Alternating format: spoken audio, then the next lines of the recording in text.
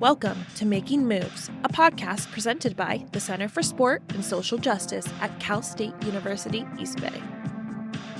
Here, we'd like to serve our audience by educating and also inspiring y'all to feel empowered through sport and social justice. All athletes, sports fans, and social justice advocates are welcome.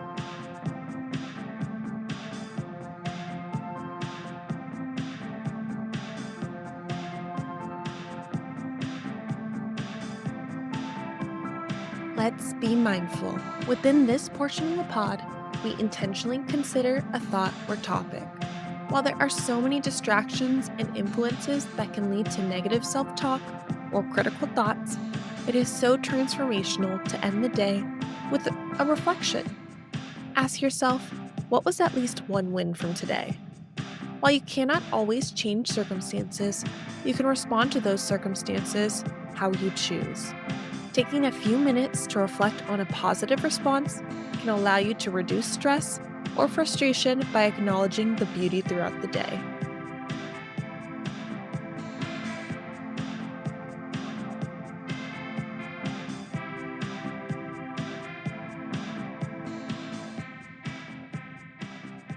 Cal State University East Bay has supported kinesiology students through many opportunities to connect with professors, peers, and within the local community.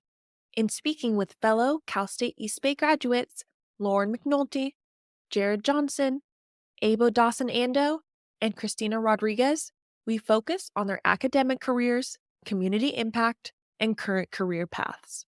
In this discussion, they reflect upon how the kinesiology program has provided them with a lens that they are now utilizing in their emerging professional work. Hi, everyone. My name is McKenna Duda, though I prefer to go by Mac. I'm the executive producer and director for Making Moves, and I'm so stoked to host today's panel. We are featuring several folks here, all of whom attended Cal State East Bay as kinesiology students. First, I'd like to introduce Christina Rodriguez. Christina graduated with a Bachelor of Science in Kinesiology, and she currently works for Soccer Without Borders. She's also an assistant coach for the girls' high school teams at Oakland International High School, doing this all while actively pursuing a career in physical therapy. Welcome, Christina. Hi, everyone. Thank you for having me. I'm super excited and looking forward to this today. Awesome. Next, I'd like to welcome Johson. As a passionate health advocate in the space of health and wellness, Jared decided to grow his career with VASPER after his internship there, where he has been able to enjoy the success stories of the clients he's had the honor to work with. So glad to have you here, Jared. Hey, everybody. Thanks for having me, McKenna. Let's also say hello to Lauren McNulty. Lauren has coached at the high school level for 12 years. She's also the head coach of a program for girls playing baseball called the East Bay Oaks. Thanks for joining us, Lauren. Good morning. Thank you so much for having me. Lastly, we have the pleasure of speaking with Ebo Dawson-Andoh. Ebo is a mixed methods researcher with a diverse background in policy evaluation, product and design, and physical education. And he also happens to be a recreational hiker, photographer, and lead coach for Running for a Better Oakland. A graduate of Northwestern University with a bachelor's degree in education and social policy, and also of East Bay with a master's degree in kinesiology, he now has a career in user experience research, looking for Instagram, Dutchie, and Meta again. I so appreciate you joining in on today's conversation. Hey, glad to be here. It's so incredible to speak with you all today. We always start off with a quick icebreaker question, so let's get into it. I'd love it if y'all could please share where you're joining from, when you graduated from Cal State East Bay, and whether you wake up to your first alarm or after several alarms. Christina, if you don't mind starting, that would be wonderful. Yeah. So I graduated from East Bay December 2020, and I'm joining y'all from California. I'm still in the Bay Area, and I do not wake up to my first alarm. I built a really bad habit after college, not waking up to my first alarm. As long as it works, though, right? Exactly. I still get up, though. Awesome. Jared, do you mind going next? Yeah, not at all. So I graduated spring 2019, born and raised in the Bay Area. currently reside in Mountain View, California. And I have to wake up to my first alarm or I'm going to be in bed for another hour. So I have to get up out of bed right away. I'm with you on that one. What about you, Lauren? I'm at my home in El Cerrito. I graduated from the master's program in East Bay in May of 2020, and I use many, many alarms, especially today. I was coaching a night game last night, and it went for 3 hours. Holy cow. My goodness. We all have our own approach. I am calling from Salt Lake City. I'm here for the next couple of days, snowboarding at Park City. Let's see, I graduated in, I think, like 2018. And I don't use alarms. I just wake up. For example, this morning I had to fly. And so I just woke up at 3:30 ready to go. Oh my goodness. That's insane. I don't know how you wake up without an alarm. So as a group, we all share a background in kinesiology, the study of human movement. I'd love to hear from each of y'all. Why do you feel this is an important field of study? I can go first. Yeah, I think having the opportunity to have studied kinesiology was extremely impactful, and the impact it has for us having that knowledge, I think we're able to, go into deeper dive on how body mechanics work, what the body does. But I think it's also cool that we get to study this field because I think it connects to both. At least at East Bay, I know that they emphasized a lot the body and mind concept a lot, which I really enjoyed, and having that opportunity to get that knowledge and being able to bring it out to whoever that may be, especially the community I get to work with currently right now, allows me that opportunity to share that knowledge. Yeah, I can go next. In terms of why it's such an impactful discipline, there are two things. So one is just kinesiology in general. It's such a very broad approach. East Bay does take that a broad approach with kinesiology. And it's really an impactful, avenue to take along multiple different directions and disciplines. And it's something that can help shape, lives. Simply put, you're able to interact with individuals, help them with, achieving their goals or, just being somebody there to help them, talk and, discuss things that are going through their lives. It's kinesiology at East Bay specifically that I think is one of the best in the country in my biased opinion. And it's really just the connections that you get to make with the faculty and staff within East Bay. It's very, very impactful. My closest was Dr. Matt Atencio. He was somebody that brought me in and welcomed me into the Soccer Without Borders community. I was able to meet Ben, who was the guy that started Soccer Without Borders, and that really shaped my view on serving underserved kids in the community. So that was a really, really fun and impactful journey that I was able to take throughout my 4.5 years at East Bay. And then, Atencio, as well as other faculty, would bring in speakers to talk about, what discipline they're in and what jobs or companies they run. And that's how I found myself here at Vasper. So, yes. Yeah, absolutely. And I think I also recall we all three, Dr. Atencio, yourself, and I played on a soccer team, just the recreational version at East Bay. So that was a really cool way to connect, not just on the educational level, but also on the field. Yes, absolutely. 100%. I do remember that. And I recall we did really, really well. It was so much fun. So my journey with it's been a little less direct. So, I came to East Bay wanting to, I have an interest in health technologies, especially things like Fitbits, things that do passive data collection and help people change their behaviors. But I don't do that now. I guess what I really got out of the program was I worked pretty closely with Dr. Atencio and Dr. Beal on the research they did for their book several years ago. So, I was often in the field with them, at different skate parks all over the Bay Area.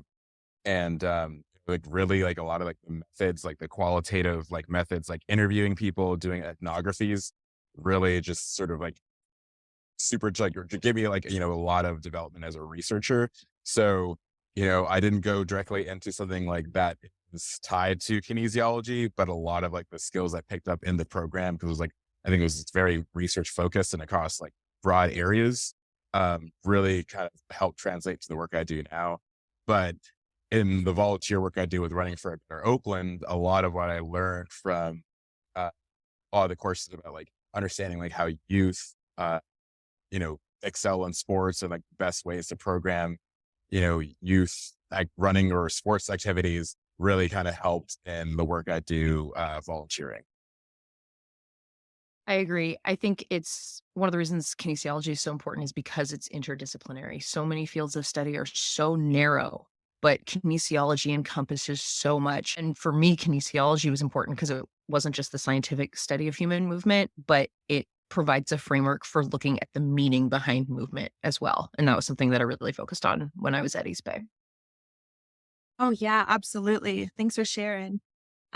I think this is a perfect bridge to go into our next question. What was your favorite course in your kinesiology studies at Cal State East Bay and why?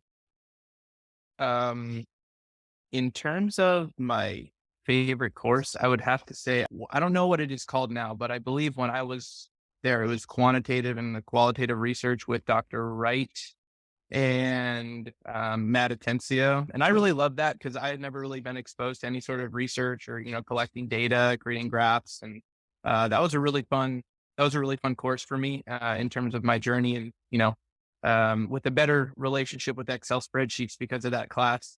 And I can't just say that one. I'd also have to say it was the biomechanics class with Dr. Yingling.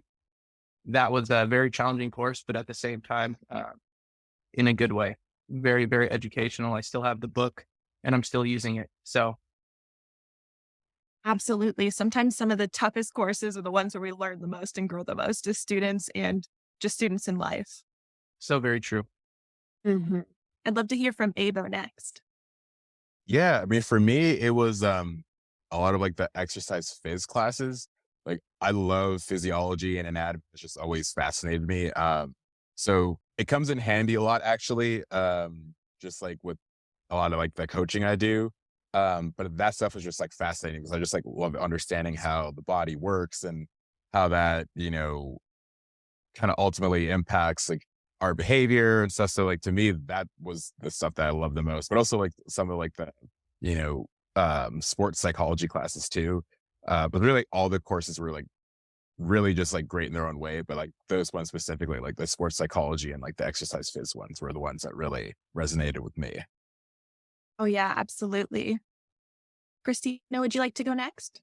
Yeah, just like Jared and Abel, I think all those courses were some of my favorite, but I think the most impactful ones for me were definitely the social justice course and sports psych. Social justice, I think those two definitely made it clear to me how I want to create my disciplinary and whatever career I choose and how I want to embed them in the work that I do. But social justice, especially just because, I am a person of color and I do come from a background where I didn't have a clear understanding of how being a person of color impacted a lot of the things that I do on a daily basis. And also just, I am an able body and also learning about somebody who doesn't come from the same background as I do and how does that impact everyday stuff that we do and sports, let alone just sports, like that's something that we all enjoy, but knowing that there's like a background to it that is deeper than what we see on the surface every day. And being able to bring that to the work that I do with Soccer Without Borders has been extremely impactful because it's only helped elevate my career in this space and continue to want to educate myself a lot more and learn from both my participants and my coworkers. And I really enjoy that I was able to use that lens and bring it to the work that I do currently. And then sports psych, I think that was something totally like mind blowing to me, especially because I was taking that course during the pandemic. So I didn't get the in-person experience, but regardless, Dr. O did an amazing job creating that same experience for us via the computer. But regardless, I think that knowing how to work with the mind a lot in this field for me was like, well, it plays a huge role outside of just like, our physical movement. And again, I think both of these have been extremely impactful in the way I want to approach my future career in physical therapy and how I want to apply those lenses and create spaces that include all of this in there. But I really enjoyed those courses the most. Absolutely. I think it's so cool that we have such a broad curriculum there just because we were able to all take on a different approach throughout our studies. And really, like, social justice in sport for me was what sparked my interest in the podcast myself. I definitely loved all of my classes at East Bay, but I really loved my sociology classes with Dr. Beal. Kind of something that I do have to use like every day, like putting all of that in context. I've been the only woman coach in our high school league for a very long time, and being able to like conceptualize that, is really important. Also with my girls baseball program, that's very, very relevant for what I'm doing now. I also really loved my motor learning classes, both at the undergrad and the grad level with Dr. Simons. Obviously, as a coach, that's something that I still use, but I really loved the grad level course because some of the stuff that I was like researching and writing papers on in Dr. Simons' class, I'm still using now. And I love how that made, things relevant for stuff that I use on the field every day. Yeah, you just spoke to the fact that you're one of the only female coaches there. I'd love to hear a bit more about like how that impacts your experience and if there's any barriers you face. Um, I've been there so long that it's gotten much, much easier. When I first started coaching in the high school league where I am, there were coaches on the other team. You do the line to shake hands at the end. They wouldn't even shake my hand. And now that's gone. I've been there enough. It's really, really gratifying to me though that people like have known me now for such a long time. They're like, "Oh my God, you've been here forever." And I'm like, "Yes, yes, I know." And it's I know like many, many people, myself included, struggle with like imposter syndrome, and that's helped me kind of get over that because I'm like, "No, I did earn this." Like I definitely belong here. Like this is okay. And yeah, I think like just doing it for many, many years, and finally getting comfortable in the space, like has helped me a lot. Thank you for sharing. I can imagine, but that also speaks to your resiliency. So I appreciate you and you also inspire me. Moving on, the kinesiology program at East Bay is pretty unique in that there is a very broad core with a variety of courses in the social sciences and humanities and centered around social justice. I'd love to hear from each of you about how you think this broad core might have served to prepare you for being a professional out in the field. I could answer that. I mean, for me, like I've always kind of thought of myself as like a jack of all trades, master of none. I was able to like, it was like the sports like psychology, there was the sociology, there was the physiology. It was like a mix of all sorts of disciplines. And, for me, something I really did enjoy, and a couple of folks have like mentioned this on the, the interview, is the focus on, social justice. I think that's really important because like, even, regardless of whether it's like in your work or in things you do outside of work, I think like having that sort of broad view, just sort of awareness and appreciation and empathy for people's like different lived experiences. I think definitely like I'm able to like in my life, I'm able to bring that to my work and just like be really mindful of like, I do a lot of interviews and with research participants. And so it's something that I always go into my interviews, think about. It's just like, oh, what is this experience? Like, what are their needs? Like how is like my existence as a male or whatever, how does that impact them? And so it just really gets, like training me to think a lot more critically about just like people and their experiences. Absolutely. That critical thinking and that self-awareness is just such an awesome tool that you have as you navigate life. You conduct different interviews, you just, bring those experiences with other people and also acknowledge, yeah, they have a different experience than me. They grew up in a different way. They may have a different culture they grew up with, whatnot. That's so awesome. Yeah, Ebo, I really like you saying that just because a lot of the work that we do, some of the kids are getting interviewed a lot of the time because, they're gathering information from our kids a lot of the time. And it's cool to hear that you take in that perspective because I do feel some of our kids sometimes can sense it immediately when people that are asking them questions don't connect with them in that level. And it sucks to know that they feel that way at the end of it because you're like, oh, what did I just put my kids through? Like, what are they going through in this moment? I feel awful about it. But I think that's what I really like about us have had the opportunity to get access to these courses because it's hard sometimes to zoom out of your own personal lens, and it's important to really use this lens to connect with others and understand that we don't all come from the same background. We do have different cultures, backgrounds, whatnot. For me specifically, these courses definitely helped me reestablish that in myself and be okay and open to learning a lot more, even outside. Even though I have this college degree and I did get taught all these things, like there's still more learning to do outside of here, which is, I think, what these courses really helped me learn a lot. Like, I'm teaching you this here right now, but know that when you step out, there's more to learn from all of this, and how to apply it is the best thing that I've enjoyed from these courses personally. Oh, yeah, absolutely. I think the reason why I enjoyed social justice and sports so much is because coming from Orange County, California, I lived in this bubble. And, I realize there's so much I still have yet to be exposed to. One of my friends in high school, she joined the cross country team, and little did I know she had cerebral palsy. She showed up, she competed, she did phenomenal. And in 2021, she went to the Paralympic trials and ran phenomenally in the 100 and 200 meter events. And in 2022, she also became the US Soccer Cerebral Palsy Female Player of the Year. I mean, that's crazy. And she showed up. I was able to see that and learn from her.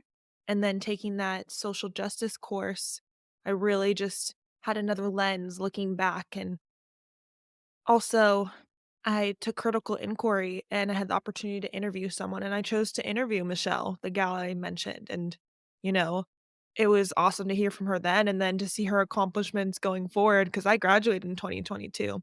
She hadn't gone to the Paralympic trials at that time. She hadn't been nominated and won the US Soccer Cerebral Palsy Female Player of the Year. I just learned to recognize and to grow through taking some of these courses at East Bay. I'd love to hear from you next, Lauren. Yeah, the broad core at East Bay was honestly one of the reasons I chose East Bay over like other local schools. I really think like you can read numbers and statistics until you're blue in the face, but unless you can interpret them like and put it in context, I don't want to say there's no point, but you need to you need to be able to put things into a broader context. What another favorite class of mine, honestly, was Dr. Yingling's Mythbusters. I don't know if it's still called that, but being able to like look at like a research study and ask, well, who actually is asking these questions? Like why is this being phrased this way? That was one of the most important things that I got out of East Bay, like in addition to just the class stuff, was being able to, really like dive deep into like, why is this the way it is? And I think that that's something that East Bay, because they embrace the sociology and history and like social justice, like aspects of things that program offers that maybe another program wouldn't offer. Yes, Mythbusters is still a class there. And I thought it was important also to establish credibility and to also be able to just learn how to interpret results because without being able to identify whether this quote unquote valuable information comes from a credible source and if it is actually well researched, really identifies whether I should be reading that research study or should be sharing about that research study. Thank you. Yeah, for me, in terms of the broadness of East Bay's, kinesiology department, it was one, yeah, the critical thinking and being able to determine, strip down a study and analyze it and figure out, yeah, who's asking these questions, and where these are coming from. Being able to figure out any sort of biases here, where these people who are researching, where they come from, was definitely something that, I didn't know and have any experience with until I got there. The other one really in terms of the broadness was, yes, the philosophy class that we had with Dr. Beal, the sociology class. Those were all really huge ones. I think that moved my freshman year. This was when we did cohorts. It was like the moving bodies cohort. It was dance, theater, and then the social justice class. And I remember Dr. Atencio came in, did some teaching for her while she was out doing her studies. And I just thought that was super unique, that we have these teachers, professors that are actively doing research and, actively involved in their community. I think Dr. Beal is involved with at Skate Like a Girl, I believe is what that's called. And then, Dr. Atencio introduced me to Soccer Without Borders. And, I would participate with it's called Small Goals, Big Change every single year when I believe it's still running too. I haven't been in, I think, a year or two. But just meeting those kids and, I playing soccer, I'd always have a lot of, kids on my team that I'd play with that maybe English wasn't their first language. But being able to meet these kids at a much younger age, and, hearing from the coaches, some of the experiences that they face, in the classroom at school, and finding what Soccer Without Borders offers these kids, a community to learn and have each other to grow was something that, I never would have experienced if I hadn't been at East Bay. And that was due to the fact that I got my sciences, I got my critical thinking, and I got my sociology background as well from there. So really impactful and powerful what they do there. Definitely. And I think just with having the professors so involved within the community, that really brought our awareness to different opportunities and different ways that we can serve within our local community. Because, on television or on social media, you could see something from a far out scope. Maybe they're located in another country, but there's people who you can serve, whether it's just one-on-one or getting involved in a nonprofit. But there's an ability to serve and to give back to your community, because the truth of the matter is the community is what builds you, and we can build others up. To shift gears a little bit, I'd love to hear from you, Christina. Can you share about why you chose Cal State East Bay for your undergraduate studies and how you feel that the courses you took prepared you for your current career goals? Yeah. So funny story. I chose East Bay just because my top school initially hadn't accepted me when I was transferring. And I was like, you know what? I'm going to risk it. I'm going to take a whim. And I was actually just like, it'll be closer to home. It'll be fine. Like, it's fine. It's not the end of the world for me. Um, and I think it was the best, like, blinded decision I've ever made in my life, is because the program was so great. I didn't realize how lucky I had gotten till my first semester. Um, just because how engaging the kinesiology program is. I didn't think I was going to make connections with professors, to be completely honest with you, or get involved in research. I thought I was just going to go zoom through my 2.5 years of school and get out, get my degree, and call it a school year. No, I think had I gone back and had done enough research on it, I think I still would have chosen this school, honestly, just because I think we just talked about it, how broad it is, but also what it brings to the table. And it exposed me to so much, which I'm so grateful for, because I think, like Jared was saying, had I not connected with professors, had I not taken these courses, I don't think I'd be working with Soccer Without Borders currently. I don't think I would have gotten that internship during that summer and joined and be working with Soccer Without Borders now for 4+ years, And so had I not been at Cal State East Bay, I don't think any of this would have happened for me. And I think that also relates back to the courses that I took and prepared me for my current career goals. I think because of how broad it was, I almost didn't know what to choose or what avenue to choose at one point. I was really confused. My head was set on physical therapy, but I didn't know what that meant or how I wanted to approach it or what lens I wanted to take into it. It was more based on like body mechanics, and that was it, which it is, granted.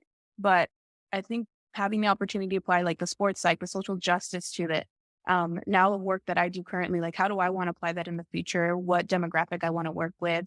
How do I bring it to the demographic that I want to work with? And, getting a better understanding of what it means currently, physical therapy is a high-ended health service, right? And how do I change that? I don't think I would have viewed that had I not had exposure to the courses that I have.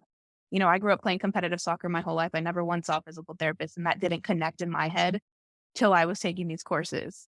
But yeah, I think being at East Bay, the courses that I took really prepared me in getting a better idea of like how I want to use this degree and how do I further plan to apply everything I've learned and, maybe be a catalyst in changing or, creating a different lens and perspective into the career I want to do. Yeah, Christina, nailed it. You show up as you are with your background, your education, and you do have the ability to be a catalyst for change.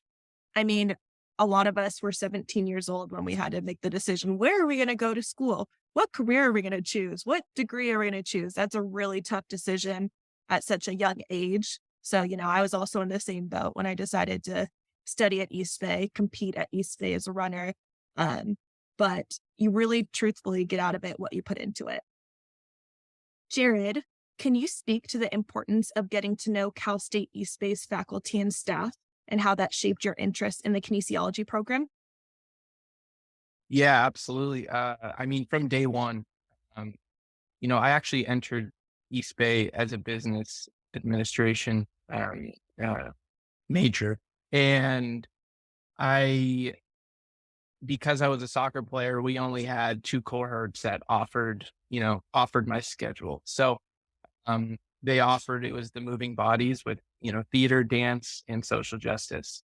And honestly, I just kind of dove into it and was completely just open to all possibilities. I wasn't quite sure I was sold on business administration yet. And it wasn't until Dr. Beal and Dr. Atencio spoke in that class and really showed that they cared, and they showed the passion that they had for what they did. It really resonated with me. And then of course, after, Dr. Atencio would teach, we would actually go out on the soccer field and kick the ball around almost every single day. And that was just the family orientation that these professors have, and the impact that they have on us is nothing that I would have ever thought to experience. And that's how that's what shaped my interest in kinesiology. Me listening and being inspired by Dr. Atencio specifically really, led me to want to continue to pursue even more so what kinesiology can do for my career. And I'm getting married this year, and I've invited him to my wedding because I wouldn't be where I am today if I hadn't met him, and him being as impactful as he has been in my life. Oh, yes, that's so awesome. And it just goes to show how much he and other professors invested in each and every one of us. And congrats on your wedding coming up. Thank you. Lauren and Ebo, I'd love to hear both of your insights on this one. Do you have any advice for students considering pursuing a master's program in kinesiology? Yeah, I would say going into it, relate everything back to what you want to use it for. And that way, everything you're learning is relevant to you. I know I said it before, but like a lot of the papers that I was writing when I was getting my degree there, I'm still using that information. I feel like almost every paper that I wrote made me like a better coach because, I learned something that I can like put into practice. Don't be afraid to use the office hours for the professors. If you have the time, I would go in and see Dr. Beal and Dr. O all the time. And there were things that I was working on with them, like papers that I was writing that I've now had the opportunity to present at conferences. So definitely, like, if you're able to utilize all of the resources. And yeah, the relevance thing, the one subject that I really struggled with when I was at East Bay was sports psych. And I went in to use Dr. Wright's office hours, and she finally made it. She related the sports psych aspect of things back to sociology for me, which is my strong point. And that's when everything finally clicked: relevance and office hours. Those are my big things. I guess I would definitely underscore what Lauren said about, having a clear idea of what you want to do to kind of draw the line to I came in focused on exercise physiology, but I got a lot from all the other courses like this, especially the sports psych and the sociology. But for me, it's I wanted to go into user experience research on products like Fitbit or the Apple Watch, health technologies. So it's having that North Star helps, but also keep a really open mind and be flexible, because if there's anything I've learned in life is that life is does not follow a straight path. You never know what you're going to end up. I thought, okay, cool. I have this research background, and now I have all of this, kinesiology, education. like I can boom, get right into the thing that was like my goal to do when I, applied for this program. And then it was just like, oh no, I work at Instagram now, which I mean, tangentially has, I can connect to kinesiology. A lot of like focus, like, a lot of the classes I took on looking at the sociology side, just about thinking about like human bodies and how they manifest and how people think about it and present their bodies. I mean, it's like a huge discussion on social media. And, in my job, I'd be like, am I destroying the world? Or, am I bringing what like I learned in grad school to try to bring, this, like that thinking to like the product design? So just like, have a clear goal, but also just go with it and see where it lands you, because yeah, you never know where you're going to end up. But I think like the broad like set of tools that you get at in the kinesiology program, if you really, really like immerse yourself in them, and like, to everyone else's point about, really connecting with the faculty, it'll set you up to be like just prepared to deal with anything like professionally, personally, in life. So I think that's the advice I'd give to anyone looking at the program. Oh, yes. Ebo, so you spoke a little bit about your time at Instagram, a little bit about your career, but I'd love if you can tell us a little bit about what running for a better Oakland is and what coaching for that nonprofit looks like. Yeah, so running for a better Oakland is, I think it was started like 10 or 12 years ago, but it's this youth running program based in Oakland. It serves Oakland kids, students and families, like students like K through 12 all over Oakland. And so basically we just get kids and their parents and like their families out like every Saturday, like from January to like end of March, beginning of April, just like every weekend, get them out to Lake Merritt in Oakland, just running. We have a bunch of volunteer coaches and like other volunteers, parents get involved. I just like get the kids out and about and just like excited about being active. And so we do it like in the spring, well, winter, spring, they call it spring season, but it's really winter. And we also do the fall. And so the spring season is really kind of, I feel like really powerful because the sort of culminating event is the Oakland Running Festival. And so a lot of the older kids, like usually like the students like in high school, some of like the 6th grade to like 8th grade kids will do this, but like they'll run the Oakland Half Marathon, which I mean, I didn't start running those distances until I was like a grown man. And so to think about like at that age, running 13 like miles is just a lot.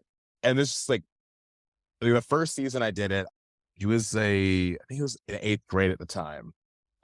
This kid named Christopher, and I think it was the second time doing it. But like just running with them, I was just like kind of like coaching him along, like encouraging him. And he got to the end and he like set like a PR by like a pretty wide margin.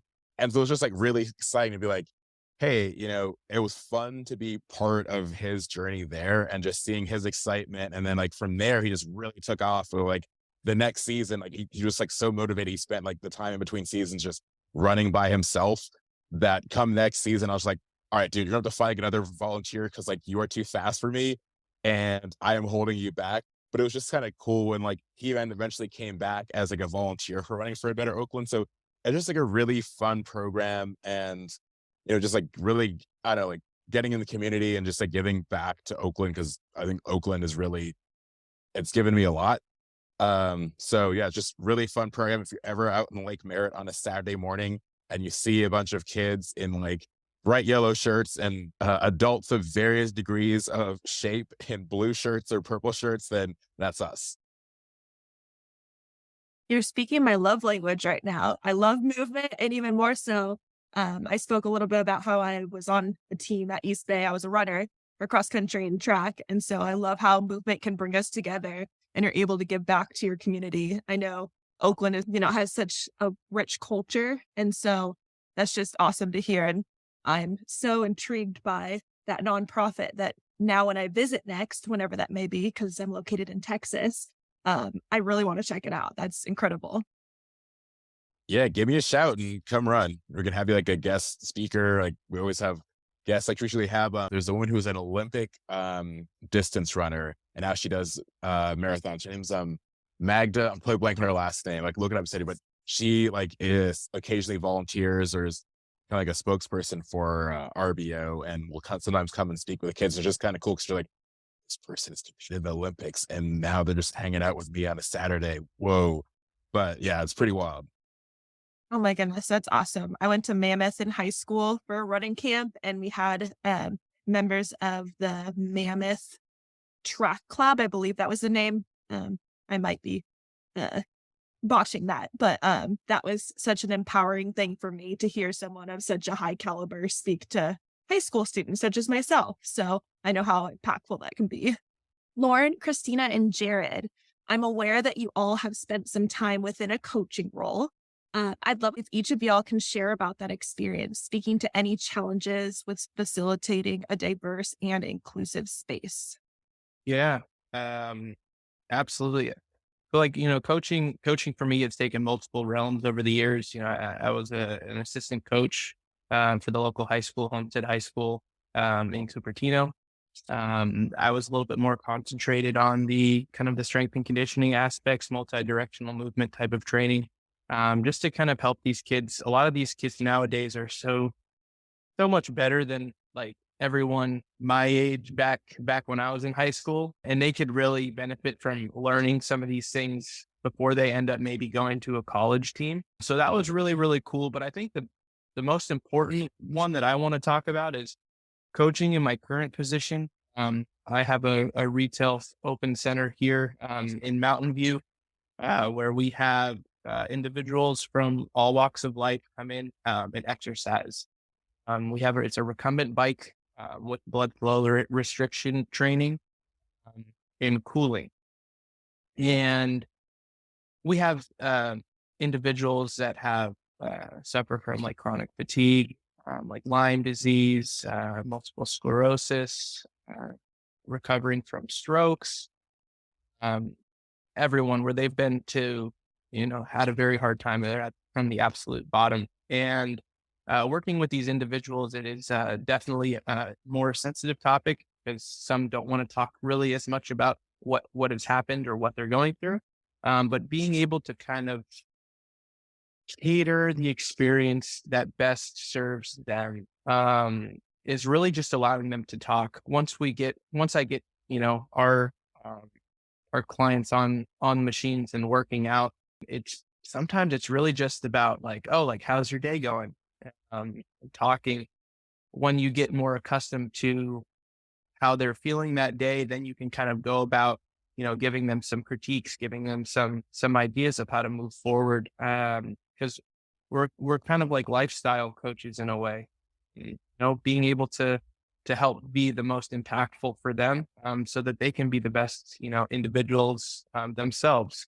Yeah, that's the biggest thing that I see as a coach is just being relatable is really the biggest thing.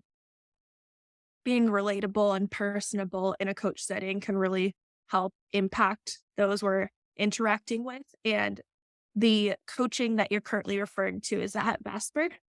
Yes. Awesome. I hadn't known quite like what Vasper was, so it was awesome to hear a little bit about the usage of the recumbent bike and how there's a little bit different of a setting than typically like as you go into a gym.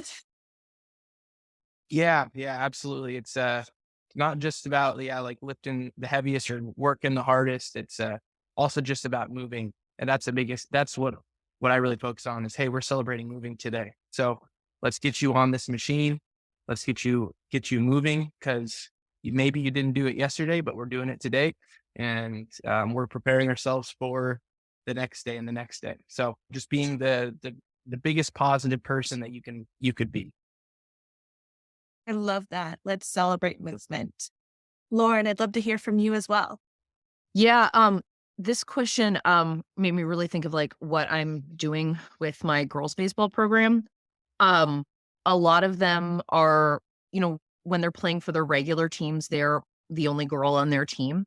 And so, when they come to an Oaks practice, like it's basically their like chance to, take a little break. Like they're not the only girl out there. They don't have all of that on their shoulders. And a lot of the time I am just listening to like what they're going through, you know, right then on their team. Unfortunately, it's often very similar to what I went through. Things have changed a little bit, but not that much. And a big part of the Oaks is having them constantly like aware of the fact that they aren't alone. They may be the only girl on the field in other situations, but they're not the only girl who plays baseball in existence. And I think that that's like a really important reminder for them. I also, try and like help them through, hey, you're going to face this. Okay. Here's a good way to react to that, or, things like that. Um, it's not easy, being the only, girl on the field for a variety of reasons. And not always easy being the only female coach either, but it's possible. And, I want them to know that they can do it. It's gratifying to me, like, kids now, women who have gone through, and I see them later and they're like, oh, I always knew I could do it. And I was like, oh, good. That's great. Well, it's like, well, I saw you doing it. So to me, that's what makes all the effort worth it. So I'm just trying to be there for them. Representation matters, and seeing someone who is, whether the same gender, same culture, same background, like seeing them in a place that you want to be in, that's so encouraging. And it seems like you're in a role where you can empower other females, empower just athletes in general. So props to you. That's wonderful. And then Christina, you work with athletes in Soccer Without Borders. I was also an assistant coach there, but I know you've had vast experiences there. I'd love to hear from you as well. Yeah, Lauren, first of all, I really admire the work that you do. I think it's really cool, the work that you're doing. And I definitely can resonate with some aspects that you've been sharing today. Yeah, our girls programming when I started was just Oakland International High School, and it was like 20 plus girls who'd come out just when they felt like it, which is perfectly fine. I think that's the goal of our program, just to get as many girls as we can to try something new. And a lot of our girls come from refugee, asylee, or unaccompanied minor backgrounds. And so the groups that we're working with, a lot of the time, their idea is, girls aren't meant to, let alone play a sport or step on the field, right? So I think that in itself is already challenging, because we're reaching out as much as we can and constantly being a reminder, like, no, you're welcome in this space. Like, this space, we've made it for you specifically. Like, we want you here. The first like year and a half that I was coaching there, it was me and my coworker Maddie, and we were playing in like the community league, but it was extremely challenging for various reasons. We'd had extreme barriers all the time, specifically, the challenges that our girls were facing, even just being on the field. They didn't feel comfortable sometimes, and it was extremely understandable. And about, I'm going to say like 2 years ago now, after that league ended, we now have our own in-house league.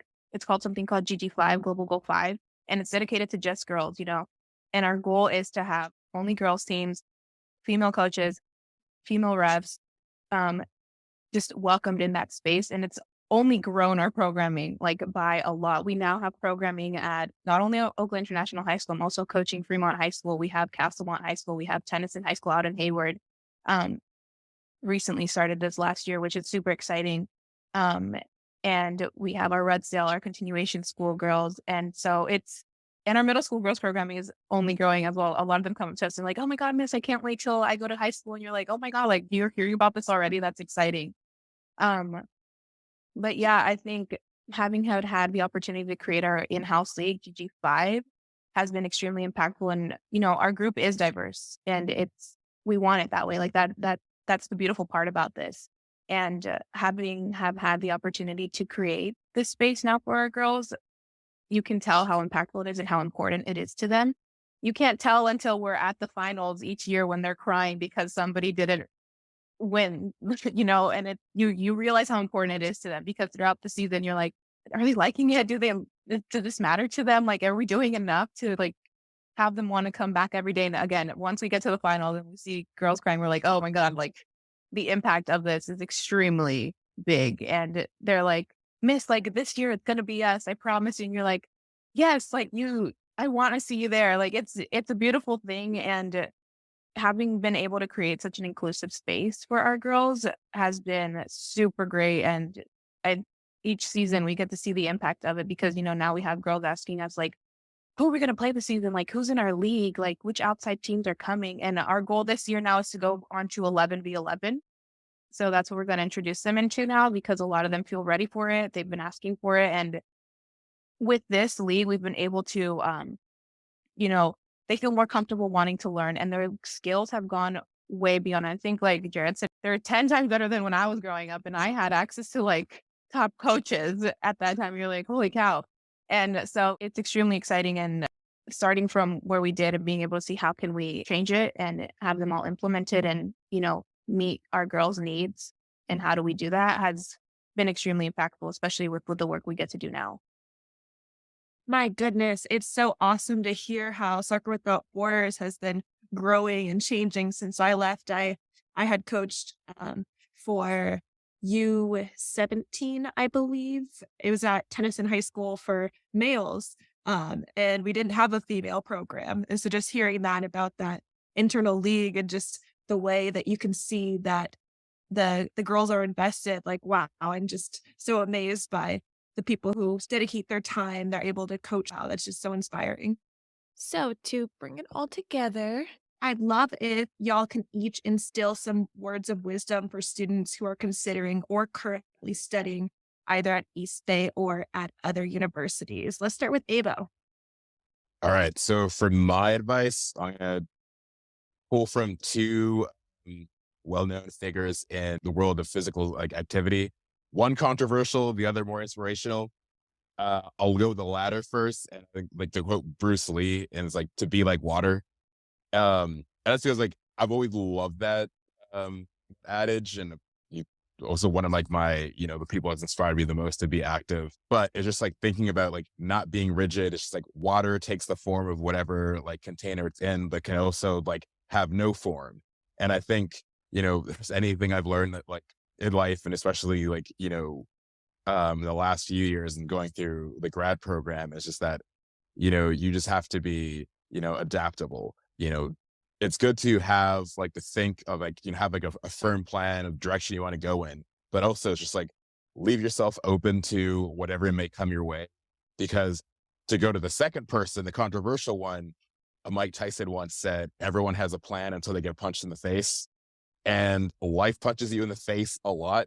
So I think being fluid allows you to, it gives you resiliency, and you can like bounce back. And sometimes you're better prepared to take a setback and turn that into an opportunity.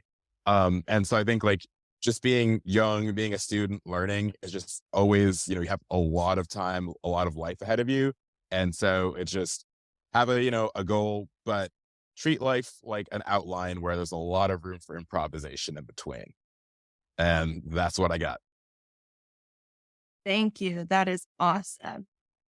Lauren, I'd love to also hear from you. I would say embrace the research part of it, even if you're not planning on going into research. You won't necessarily be writing papers or whatever, but like everything you're doing, like it's important to be able to look a little deeper into it at the very least, and get comfortable with using lots of resources to like form your ideas and, what you're doing, even if it's just making a drill that you're going to use at practice. You need to be able to like do a little bit of research. Yeah, and I think research really helps you become a student of life and maintain being a student of life. So I can attest to that as well. What about you, Christina? Yeah, I think everybody touched on this already, but I want to reemphasize it anyway. I think just making those connections with your professors. Like, I wouldn't be here today in this podcast had I not worked with Dr. Wright, Dr. Intencio, Dr. Beal, and the opportunities that came with it. And like the basic things of like having access to tried research. I got to go to a conference that I never thought I'd be able to go to in my life. And that was exciting. And the work that I'm doing right now, I wouldn't be at this job had I not connected with these professors, and had they not piqued my interest in a lot of the things that they currently do and teach. So that's definitely one of the things I'd say, definitely connecting with professors. And, they want to actually connect with you too. They want to create those opportunities for you and open those avenues for you. So I definitely recommend that. Yeah, and through those professors, like we're all here now, and we're continuing to establish those connections. What about you, Jared? Yeah, I mean, I would say really just using this system, whether you're at East Bay or anywhere else, using it as like a groundwork, right? Um, I think it's really, really important. I think a lot of, people that are hiring in this space look for individuals that are, willing to be open to new challenges. I don't think I've ever applied to a job that hasn't asked me if I'm comfortable with wearing multiple hats or doing multiple things at one time. And with East Bay and what it's done, I'll never forget Dr. Tensio. He said that he considered himself as a jack of all trades, and I loved that, and I loved what he did, and that was what inspired me a lot of in a lot of ways.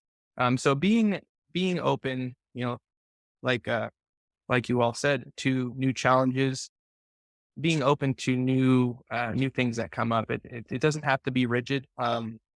Life life isn't really that way. If you have one thing, there could be something that's pulling you in a different direction. So that's okay, and really just embrace the community because whether you're there because of sport, whether you're there because your parents told you you had to go get a college degree, at the end of the day, it's an opportunity to grow and build yourself because you're away from your parents, and that's a time for you to build yourself up in a way that you would be proud of in 5 years.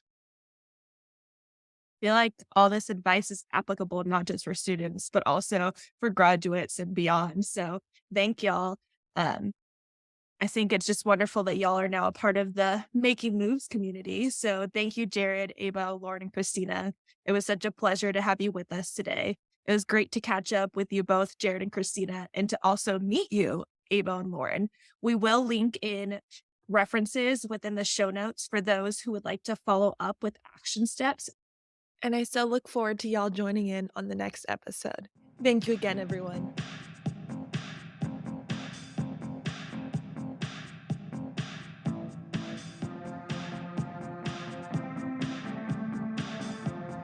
This podcast was brought to you by the Center for Sport and Social Justice at Cal State University East Bay.